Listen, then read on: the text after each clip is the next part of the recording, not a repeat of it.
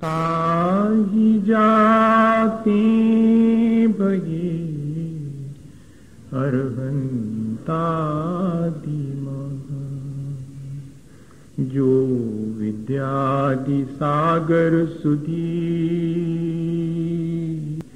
जो विद्यादि सागर सुधी गुरु हैं हितैषी। शुद्धात्म में निरत नित्य हितोपदेशी। वे पाप ग्रीष्म ऋतु में जल हैं सयानी। पूजूं उनके सतत केवल ज्ञान पाने। पूजूं उन्हें सतत केवल ज्ञान पाने। बोले भगवान महावीर स्वामी की, आचार्य कुंद कुंद स्वामी की, आचार्य गुरुवर विद्यासागर मुनि महाराज की।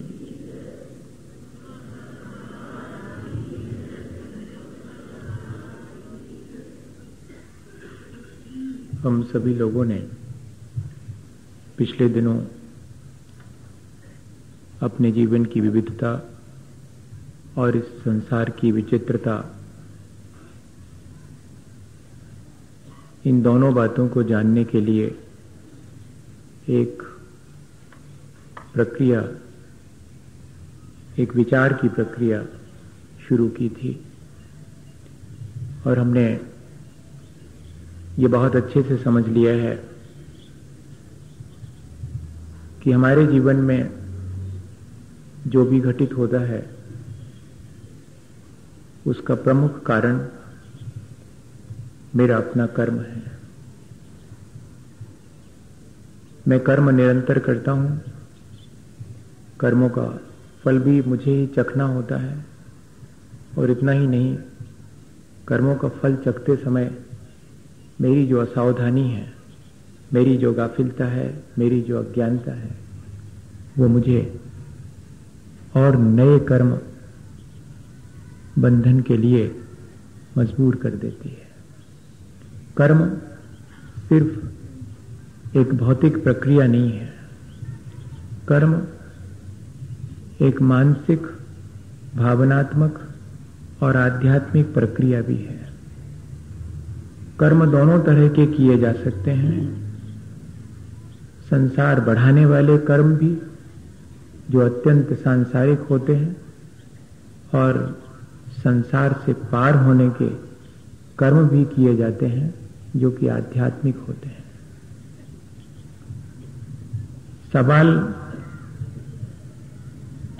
सवाल सिर्फ इस बात का है कि मुझे संसार बढ़ाने वाले कर्म चुनना है या कि संसार से पार होने के कर्म चुनना है। कोई भी संसार में शरीर धारण करने वाला ऐसा नहीं है जो कर्म ना करे। कर्म सबको करना पड़ते हैं। वे कर्म सांसारिक हैं या कि आध्यात्मिक या कि पारमार्थिक हैं, ये हमारे ऊपर निर्भर करता है। तब फिर हम विचार करें कि हमें ऐसे कर्म करना है जिससे कि कर्मों का बोझ हल्का हो, कर्मों का भार हल्का हो।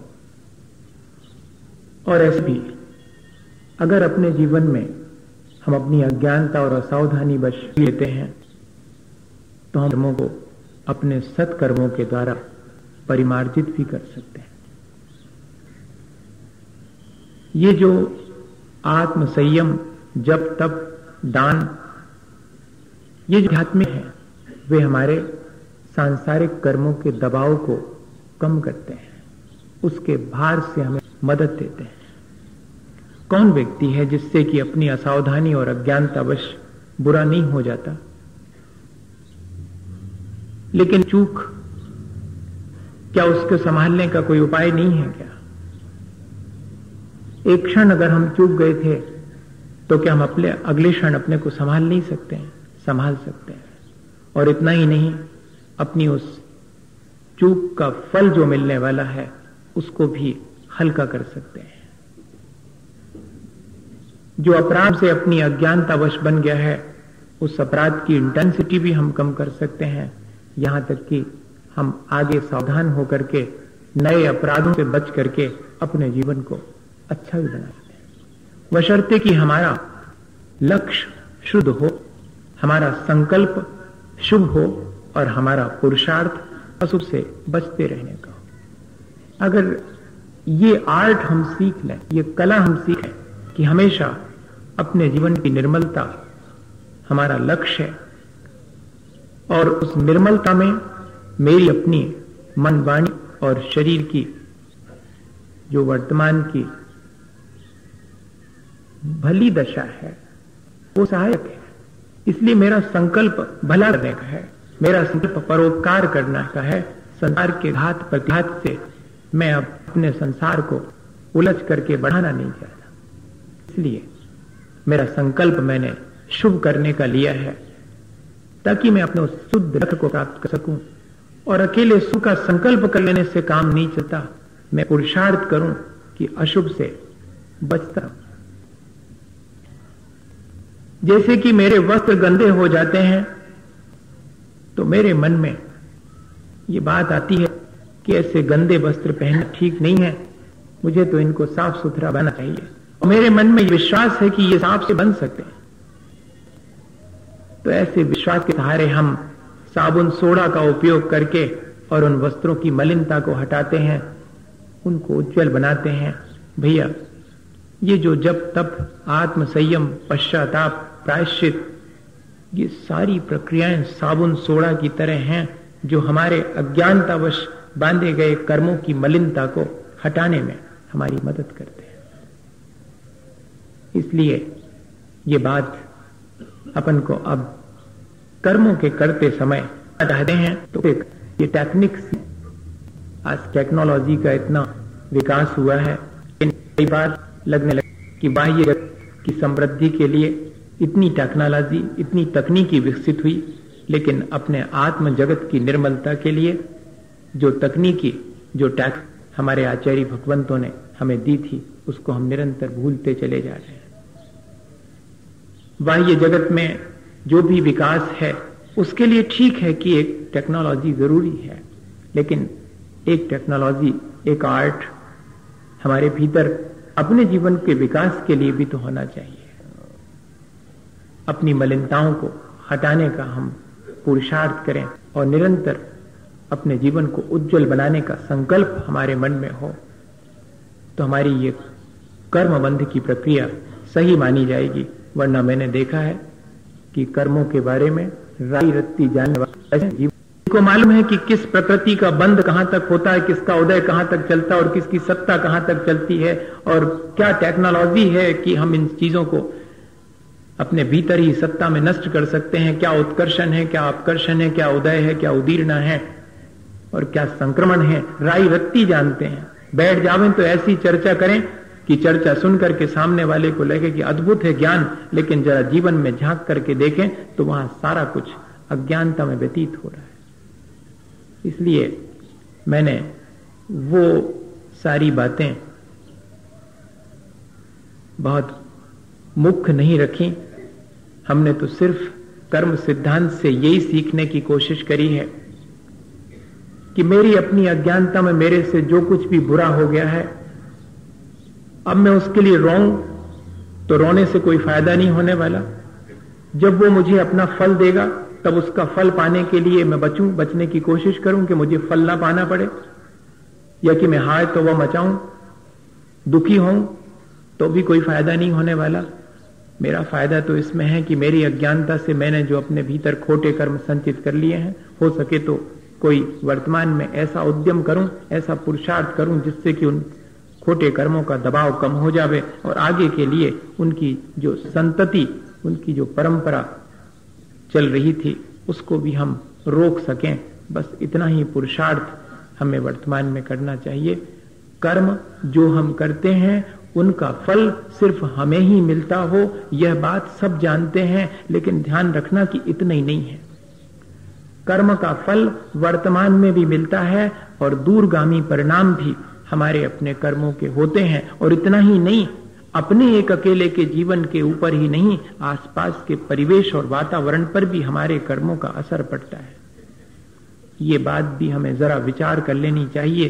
कर्म करते समय कितनी जिम्मेदारी हमारी है, ये बात हमें समझ में आनी चाहिए। तो फिर हमारे अपने कर्म करने की जो कुशलता है वो हमारे, कर्म तो करना है लेकिन कुशलता कैसी हमारे अंदर होनी चाहिए कि ये कर्म मेरी क्षति ना करें, मेरे परिवेश की भी क्षति ना करें। मेरे किए हुए कर्म सिर्फ मेरी ही क्षति, मेरा ही उत्थान नहीं करते हैं, मेरे आसपास के परिवेश की क्षति और आसपास के परिवेश के उत्थान में भी कारण बनते हैं। इस बात पर भी हमें विचार करना चाहिए। मेरे कर्म मेरे वैयक्तिक नहीं हैं, वे सामाजिक और राष्ट्रीय और अत्यंत व्यापक हैं। जैसे अपन सब जानते हैं कि अगर परिवार में कोई एक व्यक्ति धर्मात्मा है तो उस परिवार की विश्वसनीयता, उस परिवार के प्रति लोगों के मन में प्रशंसा का भाव, उस परिवार की प्रामाणिकता, इन सारी चीजों में बढ़ोतरी होती है कि नहीं होती। एक व्यक्ति परिवार में धर्मात्मा है तो सारे परिवार को उसका फल मिलता है या नहीं मिलता है? सबको उसकी प्रशंसा और उसकी विश्वसनीयता का लाभ मिलता है कि नहीं मिलता? आज हमें किस चीज का लाभ मिल रहा है? आज हमारे साथ एक चीज सबसे बड़ी जुड़ी है कि हम अपने आचार्य महाराज के शिष्य हैं। उनकी उस त्याग तपस्या का फल हमें भी मिल रहा है कि नहीं मिल रहा है? जहां जाते हैं वहां पर लोग श्रद्धा की दृष्टि से देखते हैं, भैया उनके शिष्य हैं। हमने अभी कुछ भी नहीं किया, हमने आपसे कोई अभी बात भी नहीं की है, लेकिन इसके बावजूद भी और उसका फल मिलता है कि नहीं मिलता? ये सामने उदाहरण है अपने, कोई ऐसी चीज नहीं है, सबके देखने में अनुभव में आती है। और इतना ही नहीं है, एक मछली सारे तालाब को गंदा करती है, इसका भी उदाहरण सबके सामने है कि अगर दुर्योधन को थोड़ी सी राज्य की लोलुपता नहीं होती तो युद्ध नहीं होता। और एक अकेले गांधी जी को अहिंसा और सत्य का पालन करते हुए देश को स्वतंत्रता नहीं मिलती अगर उनके शुभ कर्म का सबको फल नहीं मिलता। तीर्थंकर अपने आत्मा का खुद कल्याण करते हैं, लेकिन तीर्थंकर की दिव्य ध्वनि को सुन करके चतुर्विध संघ अपना कल्याण कर लेता है। हमारे किए हुए कर्म दूसरे के उत्थान और पतन दोनों में जिम्मेदार होते हैं। माता पिता के अपने जैसे कि धन संपत्ति अपने बेटे को मिलती है, इतना ही नहीं समझना, माता पिता का कर्ज भी बेटे को ही चुकता करना पड़ता है। दोनों ही स्थितियां हैं। उनके किए हुए भले और बुरे कर्मों का असर आने वाली संतति पर भी पड़ता है। इतनी सावधानी का काम है कर्म करना। सिर्फ हमारे ही अपने जीवन को बेमुश्किल में नहीं डालते हैं या हमारे जीवन का उत्थान नहीं करते हैं, वे हमारे आसपास के परिवेश को भी प्रभावित करते हैं। ये बात हमारे ध्यान में बनी रहे। तब फिर कैसे कर्म करना है, ये अपने मन में अपने आप ही विचार आना शुरू होगा। ये सारी चीजें ध्यान में रख के अब अपन थोड़ा सा आज आगे बढ़ते हैं। एक छोटा सा उदाहरण देख लें और फिर उसके बाद अपने को समझना यह है कि मैं जिन कर्मों का फल भोग रहा हूं वो मैंने किन भावों से बांधे होंगे। आज अगर मेरी अज्ञानता ज्यादा है, मेरा ज्ञान ढक गया है, या कि मेरा अपना विजन क्लियर नहीं है, मेरे अपने जीवन में बहुत सारी गड़बड़ियां हैं, तो उन सब की जिम्मेदारी मेरे अपने पूर्व के किए हुए परिणाम हैं। ये मुझे अगर मालूम पड़ जावे कि कौन से वाले परिणाम से मुझे कैसे वाले कर्म का बोझ ढोना पड़ता है, तो फिर मैं उसको बोझ को हल्का करने के लिए वैसे परिणाम ना करूं। बहुत आसान सा तरीका है। वो प्रक्रिया पर अपन अब विचार शुरू करेंगे, पर उसके पहले ये बात अपने ध्यान में रखें कि हम जो भी कर्म करेंगे उसमें हम फल में आसक्त नहीं होंगे, क्योंकि कर्मों का फल हमें दोनों रूपों में आसक्त करता है। जब वो भला फल देता है तब हमें गाफिल कर देता, हमारे भीतर अहंकार पैदा करता है, और जब वो अपना खोटा फल देता है तब वो हमें संक्लेशित कर देता है। और अहंकार और संक्लेश, इन दोनों प्रक्रियाओं से मैं और अधिक अपने संसार को बढ़ाता हूं। इसलिए पहली चीज कि मैं इस कर्म के फल में अपनी आसक्ति घटाऊं, और जो कर्म मैं करता हूं उसको कर्तव्य मान के करूं, उसमें कर्ता ना बनूं। ये दूसरी चीज है। पहली चीज कि मैं अपने कर्मों के फल में आसक्ति ना रखूं, कर्म करूं तो कर्तव्य मान करके करूं और कर्ता बन के ना करूं। अगर ये दोनों चीजें हमारे जीवन में आ जाएं कि कर्म का फल भोगते समय क्या सावधानी रखना और कर्म करते समय क्या सावधानी रखना, फिर देखिएगा वे कर्म हमारे जीवन को ऊंचा उठाने वाले ही होंगे। एक उदाहरण है, असल में हम सब लोग कर्म करने में उतने उत्सुक नहीं हैं, हम तो कर्म के फल में उत्सुक हैं, देखा जाए अगर तो। और हमें तो कई बार ऐसा लगता है कि फल मिल जावे, हमें कर्म न करना पड़े तो और अच्छा है। ये जितनी भी लॉटरी वाटरी की प्रक्रिया शुरू हुई, उसके पीछे उद्देश्य क्या था? कछु न करने पड़े और घर बैठे और हाथ पे पैसा मिल जावे। Wealth without work. Gandhi ji ने इसको एक पाप कहा है। Wealth without work is a sin, और knowledge without morality is a sin. नैतिक मूल्य कुछ भी नहीं है और नॉलेज खूब सारी है तो वो पाप में ले जाएगी आपको, जैसे ले जा रही है आज। कितना तो ज्ञान है लोगों के पीछे, लेकिन नैतिक विकास की कोई चिंता नहीं, आध्यात्मिक विकास की कोई चिंता नहीं। ज्ञान तो अपार, वो कहां ले जाएगा? पतन की तरफ ले जाएगा।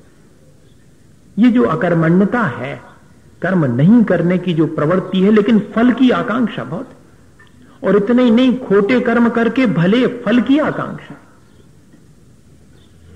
ये संसार बढ़ाने वाली। इसके लिए एक उदाहरण अपन समझ ले। कितने तरह के लोग हैं और अपन उसमें से कौन से प्रकार के हैं, ये जरा सा विचार कर लें। एक वे लोग हैं जो कि कर्म तभी करते हैं जब ये तय हो जावे कि फल क्या मिलेगा। असल में ये फल में ज्यादा रुचि रखते हैं, कर्म में रुचि नहीं रखते हैं। ऐसा जीवन में अपने भी कभी कभी मन में आता होगा कि करना ना पड़े और उसका फल मेरे मन मुताबिक मुझे मिल जाए। दूसरे और अच्छे लोग हैं उससे, जो ये कहते हैं कि मैं तो अपना कर्म करूंगा, मेरा कर्तव्य है, और जब मैं अपना कर्तव्य बखूबी करूंगा तो उसका फल भी पाऊंगा। अब मुझे उस फल को लेकर के चिंतित होने की क्या आवश्यकता है? भले कर्म का फल भला मिलता है, बुरे का फल बुरा मिलता है। अब मुझे इसमें ज्यादा चिंतित होने की भी आवश्यकता क्या है? ऐसा होता कि भैया कभी कभार बुरे कर्म का फल भी अच्छा मिल जाता है, या कि अच्छे कर्म का भी बुरा फल मिल जाता है, ऐसा अगर कुछ नियम होता तो फिर जरा चिंता की बात थी। और तीसरे प्रकार के लोग थोड़े और निश्चिंत हैं, वो तो ये कहते हैं कि मैं तो कर्म करता हूं, फल तो भगवान पर छोड़ता हूं। ये भक्त किस्म के लोग होते हैं। और दूसरे किस्म के लोग गृहस्थ हैं, और पहले किस्म के लोग अकर्मण्य हैं। अकर्मण्य व्यक्ति कहेगा कि मैं तो कर्म तभी करूंगा जब मुझे फल मिलने की तय कर दो आप कि ये फल, बल्कि मुझे पहले ही फल दे दो, फिर बाद में देखेंगे, काम तो बाद में करेंगे। पैसा पहले धर दो तो वहां काम हो जाए, फिर बयाने कर दें, पैसा रखो पहले। ये क्या है? ये आज अकर्मण्यता की तरफ ले जाने वाली प्रक्रिया शुरू हो गई कि नहीं हो रही? अवार्ड पहले, वर्क बाद में।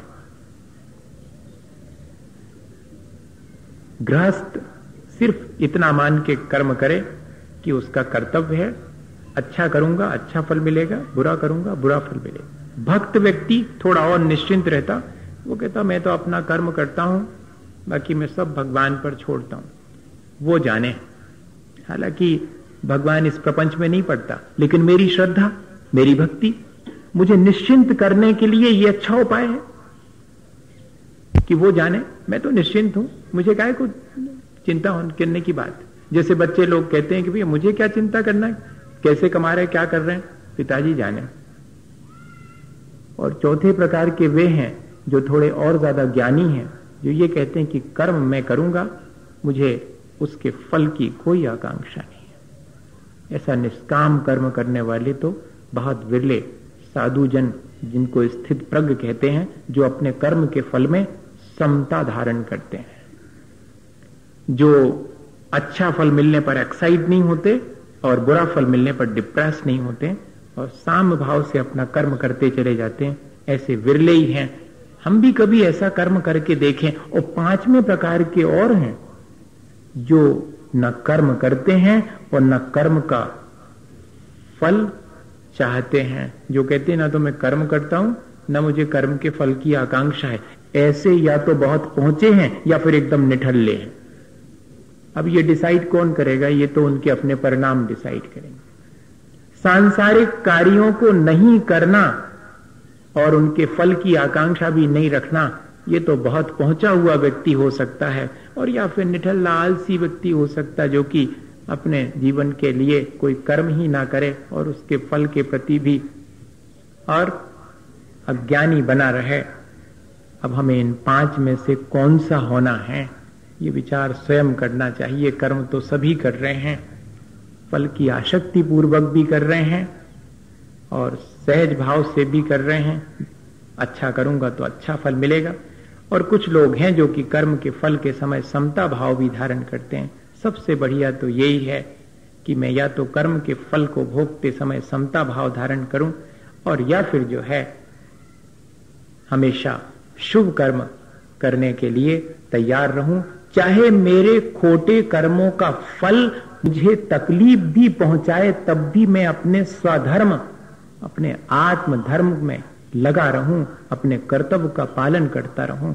या तो ऐसा कर लें और या फिर जो है समता भाव धारण कर लें, तो कर्मों पर विजय आसानी से हो सकती है। थोड़ा सा विचार अब मुझे इस बात पे करना है कि कितने तरह के कर्म हैं जो कि मुझे मेरे जीवन को निर्मित करने में अपना पार्ट अदा करते हैं, उनका अपना कितना हाथ है मेरे इस जीवन में। तो कुछ कर्म ऐसे हैं जो कि मेरे शरीर के आकार प्रकार और रंग रूप का निर्धारण करते हैं। कुछ कर्म ऐसे हैं जो मुझे ऊंचे और नीचे होने का भाव मेरे अंदर उत्पन्न करने में कारण बनते हैं कि मैं ऊंचा हूं या कि मैं नीचा हूं। इसके लिए भी मेरे अंदर कुछ कर्म हैं जो निमित्त बनते हैं। कुछ कर्म हैं जो मुझे शरीर में कितने समय तक किस शरीर में रुके रहना है इस बात को निर्धारित करने में कारण बनते हैं। ऐसे भी कर्म हैं। कुछ कर्म हैं जो मेरी चेतना को, मेरी श्रद्धा को, मेरे आचरण को विकृत करने वाले हैं, उसमें कारण बनते हैं। वो भी कर्म मेरे भी 8 प्रकार के कर्म हैं। और कुछ कर्म और हैं जानते हैं, आचार्य भगवंतों ने इन्हें नाम दिए हैं। ढकने वाला, मेरी अज्ञानता को बढ़ाने वाला ज्ञानावर्णी कर्म है। मेरे नदी को कम और ज्यादा बनाने वाला, मेरे अपने सामान्य प्रतिभास को कमला दर्शनावर्णी कर्म है। मेरे सुख दुख में निमित्त बनने वाला वेदनी कर्म है। मेरी चेतना को, मेरी श्रद्धा को, मेरे आचरण को विकृत कर देने वाला मोहनी कर्म है। मुझे एक शरीर में निश्चित समय के लिए रोके रखने वाला मेरा आयु कर्म है। मुझे ऊंचे और नीचे कुल का भान कराने वाला गोत्र कर्म है। मेरे शरीर का प्रकार रूप रंग का निर्धारण करने वाला नाम कर्म है। और मेरे दान लाभ भोग उपभोग और मेरी सामर्थ्य में बाधा डालने वाला अंतराय कर्म है। ये कर्म मेरे अपने जीवन में मैं स्वयं संचित करता हूं अपने परिणामों से। ये बहुत फिजिकल नहीं है, बहुत भौतिक नहीं है। ये हमारे साथ इंटरमिगिल करते हैं, हमारे साथ ट्रैप हो जाते हैं। वो बहुत भौतिक मालूम पड़ते हैं, लेकिन ये बहुत मानसिक, बहुत भावनात्मक कर्म हैं, जिनमें कि मेरा अपना पुरुषार्थ काम आता है। मैंने ऐसा पहले जीवन में क्या पुरुषार्थ करा जिससे कि मुझे वर्तमान का जीवन ला, इस पर विचार जरूर करना चाहिए। कर्म सिद्धांत पढ़ने वाले को और ज्यादा विचार न करे तो इतना तो जरूर करना चाहिए कि मेरी मौजूदा हालत की जिम्मेदारी किसकी है, मेरी मौजूदा स्थिति के लिए मेरी कौन सी दशा जिम्मेदार रही होगी पहले, और आज वर्तमान की भाव दशा कैसी है, जिससे कि मैं अपने आगामी का निर्धारण अपने हाथ से करूंगा।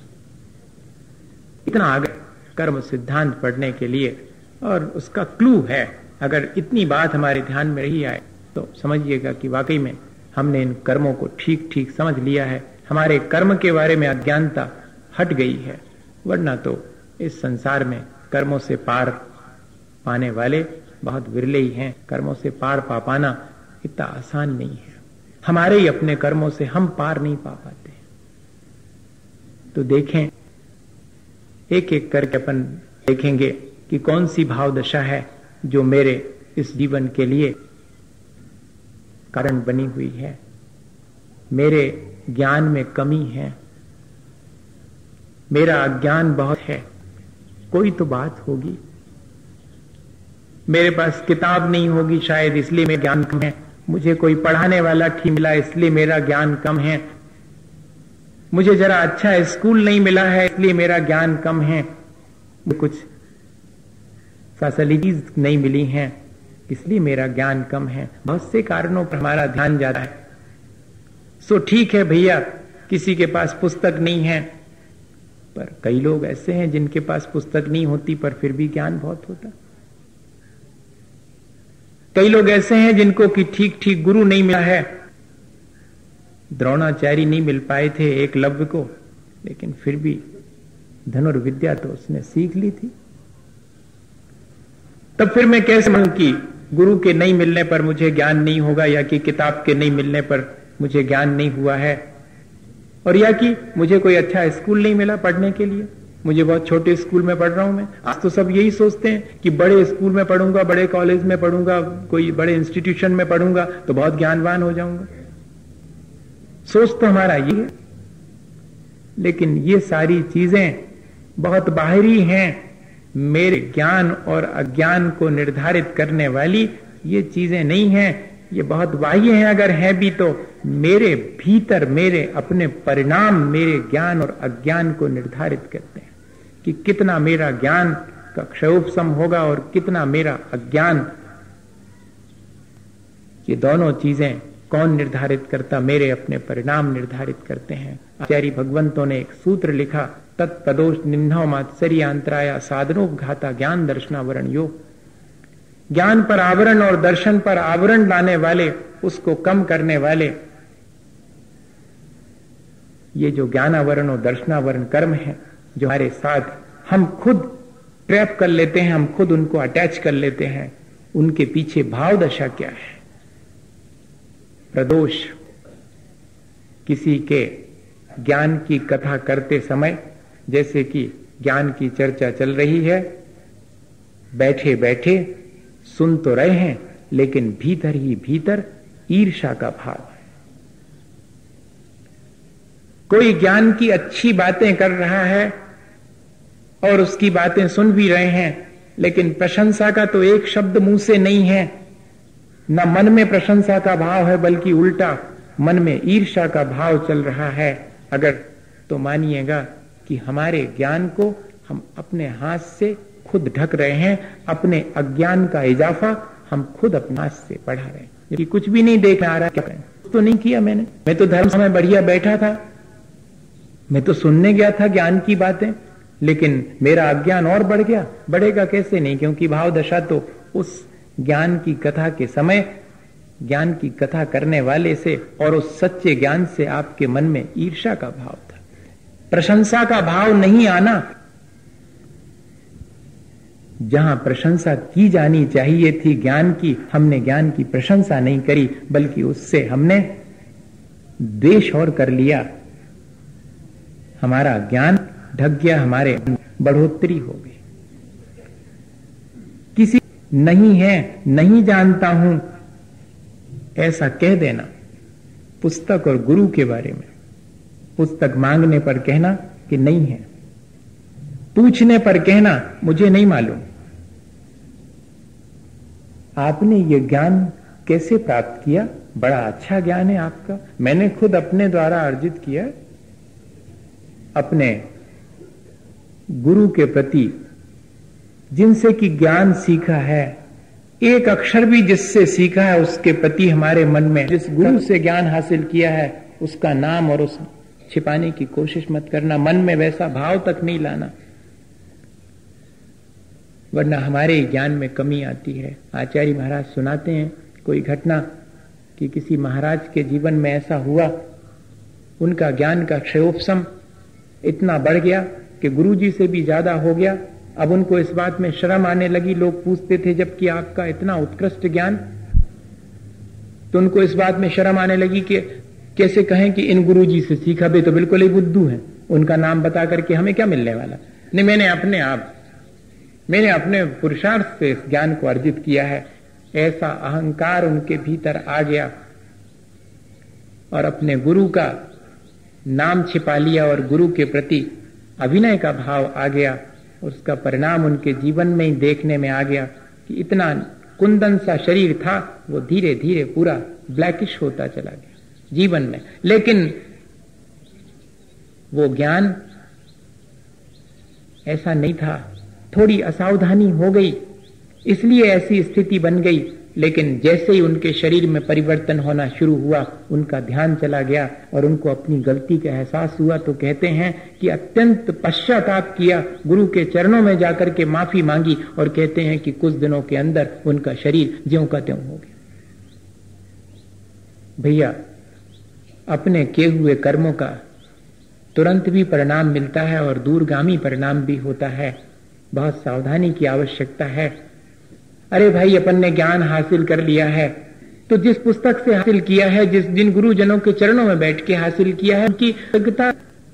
लेकिन उन क्षणों में मेरा अहंकार मुझे शांत नहीं बैठने देता। मुझे याद है, खुद सतना वाले आके बैठे हैं, बात होती थी और सैकड़ों लोग बैठे हुए हैं और प्रश्नोत्तरी के दौरान एक के बाद एक प्रश्न आते चले जा रहे हैं और मैं जवाब देता चला जा रहा हूँ आचार्य महाराज का स्मरण करके। और एक प्रश्न उसके बीच में ऐसा आया कि अद्भुत है आपका ज्ञान, इस क्षण में तो ऐसा लग रहा है कि जैसे आपके जिह्वा पर सरस्वती आके बैठ गई। और ये पकड़ के मेरे 30 सेकंड के लिए ये विचार आ गया कि हाँ, सचमुच मेरे पास ज्ञान की अच्छी सामर्थ्य है। और आप आश्चर्य करेंगे कि अगले वाले उत्तर, जबकि 2-5 सेकंड लगते, लेकिन 1 मिनट तक अगले वाले का उत्तर नहीं सूझा। मेरे मन में क्या कर रहा हूं मैं तो आचार्य श्री का आशीर्वाद लेकर के इस गद्दी पे बैठा हुआ हूं, मैं थोड़ी उत्तर दे रहा हूं, उत्तर तो वो ही दे रहे हैं। और जैसे ही ये भाव आया और उसके बाद कहते हूं प्रश्न के उत्तर बनने लगे। मैंने अपने जीवन में ऐसा कई बार अनुभव किया। मैं आपको इसलिए कह रहा हूं कि अपने छोटे से क्षयोपशम ज्ञान के अहंकार में अपने गुरु या कि किसी अपने शास्त्र जिससे कि हमने ये सारी विद्या हासिल की है, उसका नाम छिपाने का प्रयत्न नहीं करना, ना अपने बच्चों को ऐसी सलाह देना, बल्कि देव विद्या तो बांटने से बढ़ती है। 2 ही चीजें हैं संसार में जो बांटने से घटती नहीं है, ज्ञान या कि प्रेम। कितने ही बांटो बढ़ता चला जाता है। इनमें कभी भी जो है और अहंकार नहीं करना। तत्प्रदोष निन्नो मात्सरी, देने योग्य ज्ञान को नहीं देना, जानते हुए भी देने से इनकार कर देना। भीतर कौन सा भाव है? कलुषता का भाव है कि मेरे ज्ञान दे देने से इसका बढ़ जाएगा, ये मेरे से आगे ना निकल जाए। ऐसा करते हैं बच्चे अपनी पोजीशन बनाने के लिए, और दूसरे को बुक्स नहीं देंगे, दूसरे को बताएंगे नहीं प्रॉब्लम्स। सामान्य पढ़ाई में भी ये तो फिर तत्व ज्ञान की बात है। तत्व ज्ञान के समय अगर कोई ऐसा करे तब तो भारी अज्ञानता का ही कारण है, आगे भी अज्ञानता ही हाथ में आने वाली है। इसलिए भैया, जब भी कोई अपन को बात मालूम है, तत्व की बात, और कोई पूछे तो इनकार नहीं करना। देने योग्य ज्ञान है और पाने वाला भी उसकी योग्यता रखता है, तो मन में कलुषता रख करके कि इसको क्यों बताऊं, इसका ज्ञान बढ़ जाएगा, ऐसा भाव रख करके कभी बताने से इनकार नहीं करना। जब भी कोई चाहे आपके कल्याण की, करुणा पूर्वक उसको 2 बातें कह देना, तो ही अपना ज्ञान बढ़ेगा। अपन को आज, अगर मैं इसलिए कह रहा हूं कि आज अपन को अगर ज्ञान नहीं है तो उसका कारण क्या है? मैंने कभी ऐसे खोटे भाव किए होंगे जिससे कि मेरा अज्ञान तो ज्यादा है और ज्ञान कमती है। हम अब रोना नहीं रो सकते कि मेरी अज्ञानता क्यों है। अगर रो नहीं हो तो अपने पुराने परिणामों पर रोएं हम कि ऐसे कैसे खोटे परिणाम किए होंगे कि जिसमें आज मेरा ज्ञान इतना अल्प है, मुझे अपने कल्याण की बात ही नहीं सूझती। मैं उस ज्ञान की बात कर रहा हूं नहीं तो ऐसा वाला ज्ञान नहीं, ऐसा ज्ञान तो बहुत लोगों के पास है। ऐसा ज्ञान जिससे कल्याण की बात सूझे, वो है ज्ञान। दुनिया भर की जानकारी हासिल करने वाला क्षयोपशम कोई ज्यादा काम का नहीं है। क्षयोपशम तो वो है जिससे कि सारभूत रिलेवेंट जो चीजें हैं उनको जानने की सामर्थ्य प्राप्त हो। ऐसे ज्ञान की सामर्थ्य जिससे कि मैं अपने कल्याण की बात जानने के लिए उत्सुक हो जाऊं।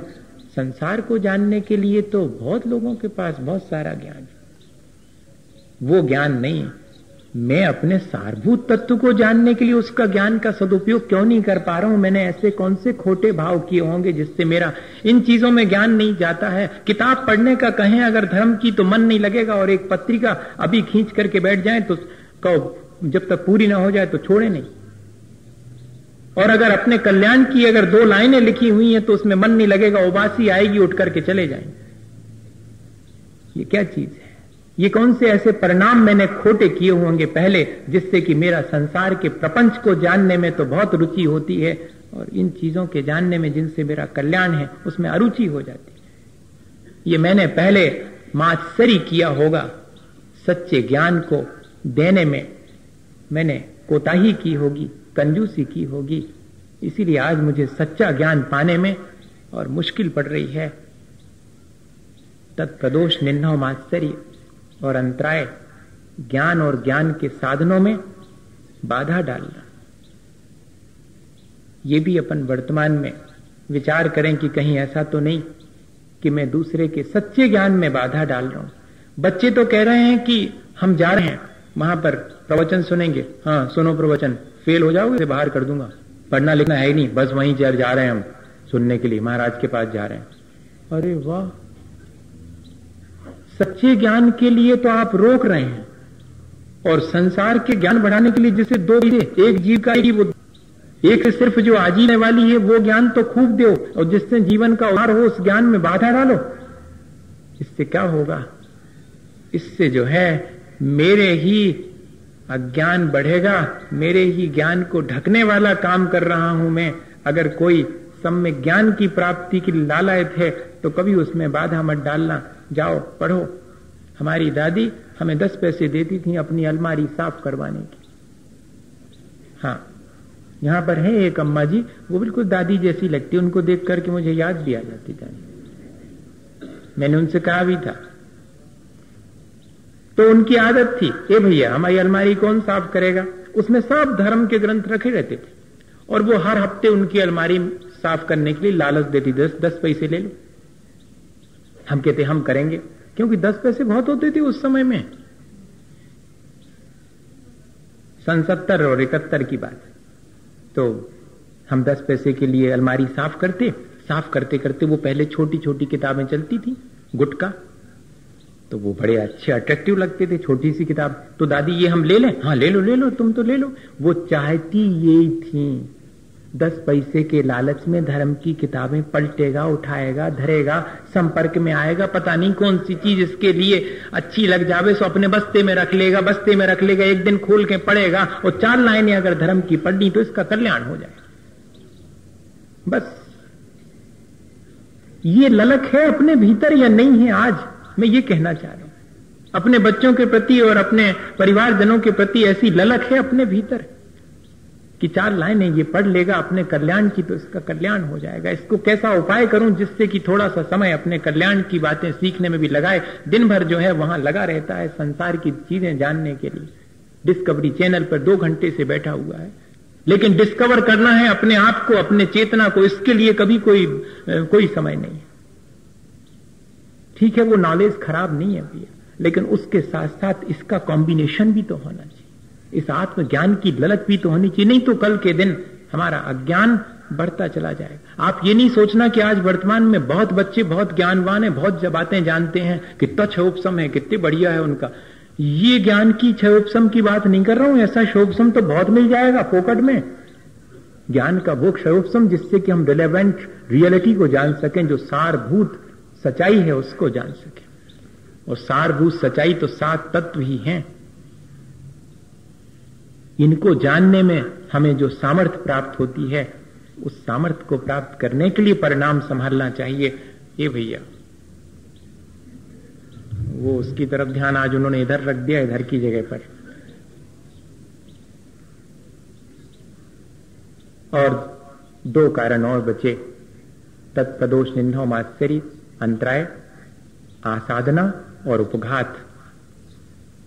ज्ञान का अनादर कर देना और ज्ञानी का अनादर कर देना, वाणी से और शरीर से। वचन का चल रही है, कोई बात अच्छी लग भी रही है, लेकिन कुछ नहीं है, सब ठीक है, सब ऐसे बिल्कुल सांसारिक बातें कर रहे हैं। काहे में धर्म है कछु, तत्व की तो चर्चा नहीं करी। ले इतने में वाणी से या शरीर से, वहां मन ही मन में ईर्ष्या करी थी प्रदोष में, और यहां वाणी और शरीर से आसाधना कर दी। बाजू वाले से चर्चा में लग गए, अच्छी वचन का चल रही है, लेकिन अपन बाजू वाले से सटे हैं। हाँ, उसमें लिखा हुआ है कि धर्म चर्चा चलते समय और दो लोग आपस में इशारा करें या वाणी से कुछ कहना शुरू कर देवें, तो समझना यही तो आसाधना है ज्ञान की। ये बहुत हो जाती है, देख लो आप। और उपघात, सच्चे ज्ञान का नाश ही कर देना, अर्थात उसे अज्ञान कह देना, ये उपघात है। जो धर्म की बात है उसको तो अज्ञान कह देना, और जो संसार बढ़ाने वाली बात है ये ज्ञान है। सम्यक ज्ञान को तो ज्ञान नहीं कहेंगे और मिथ्या ज्ञान को ज्ञान कह रहे हैं। इस तरह हमने सम्यक ज्ञान की प्रशंसा नहीं की और उसकी आसाधना के साथ साथ उपघात कर दिया, उसका नाश ही कर दिया। पहले तो अनादर किया तो फिर बाद में उसको नष्ट कर दिया। अब बताइएगा कि हमें अपने जीवन में कैसे सच्चा ज्ञान प्राप्त होगा।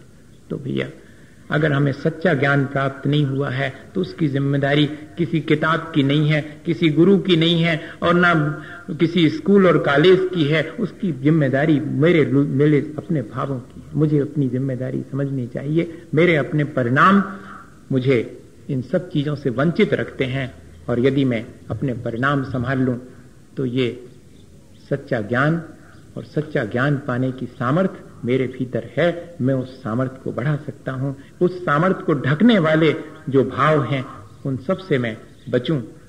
ऐसे कर्म न करूं जिससे कि मेरा सच्चा ज्ञान ढकने की सामर्थ्य, अनंत ज्ञान की सामर्थ्य मेरी ढक गई है। मैं अब अपने परिणाम संभाल करके अपने उस अनंत ज्ञान की सामर्थ्य को प्रकट करूं।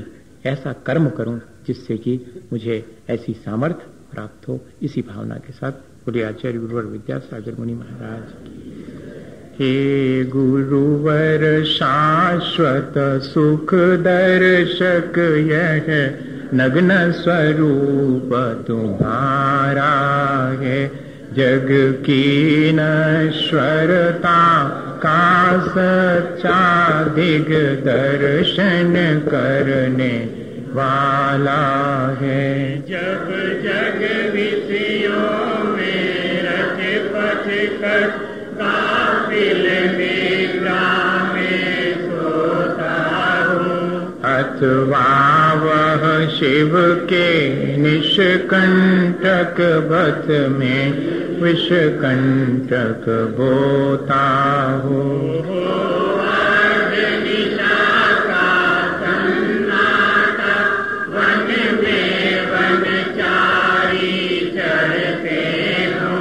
तब शांत निराकुल मानस तुम तत्वों का चिंतन करते हो। करते तपशैल नदी तट पर तरुकल वर्षा की झड़ियों में समतारस पान किया करते, सुख दुख दोनों